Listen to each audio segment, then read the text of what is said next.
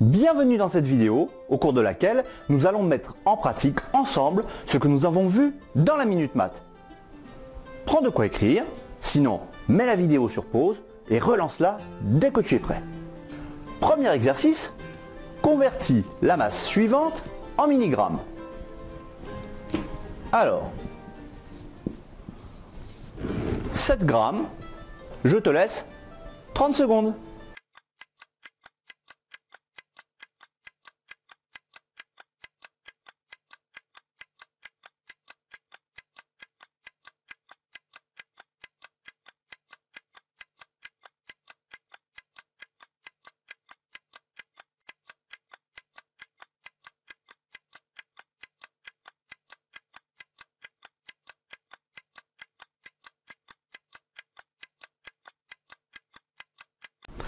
Alors, tu as trouvé? Écrivons les 7 grammes dans notre tableau. Pour savoir combien il y a de milligrammes, nous rajoutons autant de zéros jusqu'à ce que nous arrivions à la colonne milligrammes. Donc 7 grammes égale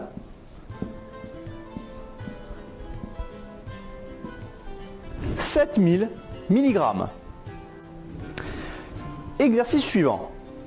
Convertis la masse suivante en grammes.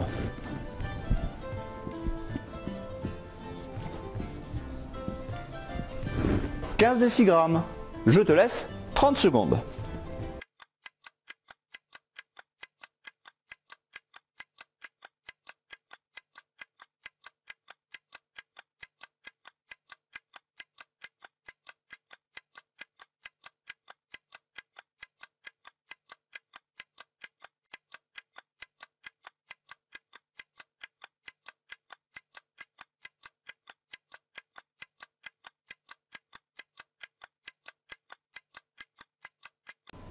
Alors, tu as trouvé?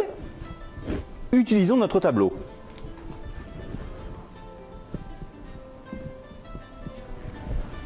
« 15 décigrammes. Eh bien, c'est 1,5 g. 15 décigrammes égale 1,5 g. Je vais maintenant te demander d'additionner les masses suivantes et d'exprimer le résultat en grammes. Alors, 23 centigrammes plus 15 décagrammes plus 3,85 décigrammes plus 3 centigrammes. Je te laisse, allez, 90 secondes.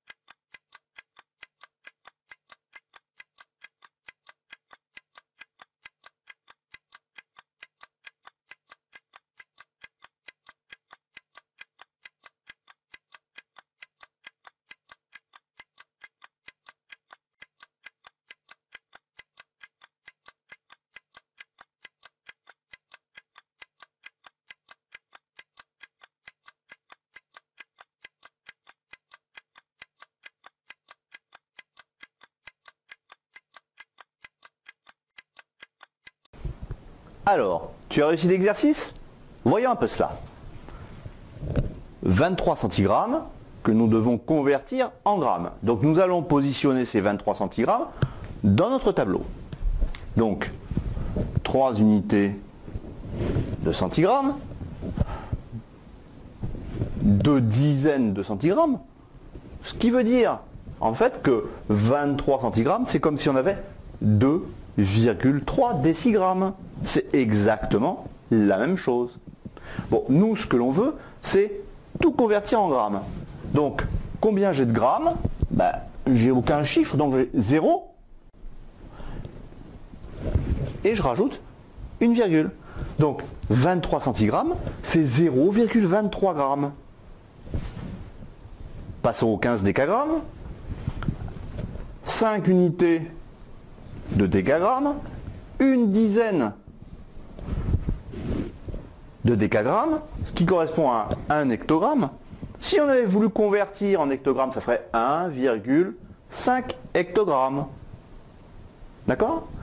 Alors nous, ce qu'on veut, c'est tout convertir en grammes. Donc, j'ai combien de grammes? Eh bien, il faut que je rajoute un 0.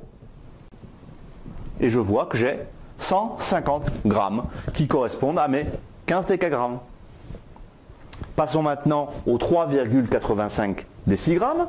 Donc 3 unités de décigrammes. Très bien, je les positionne dans la colonne des décigrammes. Puis 85 que je positionne dans les colonnes suivantes. Combien ai-je de grammes? Eh bien, j'en ai pas. Donc j'ai 0. Je rajoute une virgule. Et 3,5 décigrammes correspondent à 0,385 grammes. Et pour finir, 3 centigrammes que nous allons positionner dans la colonne des centigrammes. Combien y a-t-il de grammes? 0. Positionner une virgule. Combien y a-t-il de décigrammes? Il n'y en a pas non plus. Donc je mets un 0. Donc en fait, 3 centigrammes correspondent à 0,03 grammes. Maintenant que toutes les quantités sont converties dans la même unité, en l'occurrence le gramme, nous allons pouvoir effectuer l'addition. Allons-y. Alors, 0,23 grammes plus 150 grammes. Donc, ici, c'est la colonne des grammes, des unités de grammes. Donc, le 0 va être sous ce 0 là. D'accord? Et 150 va s'écrire comme ça. Ensuite, 0,385 grammes. La colonne des grammes, elle est où? Elle est là. Donc, il va falloir aligner sous les unités de grammes ce 0 de façon à ce que la virgule soit au même endroit dans tous les termes de l'addition. Donc ça fait 0,300, donc sous le 2, 385, le 8 sous le 3, ça correspond au centigramme, et puis le 5 qui correspond au milligramme. Très bien.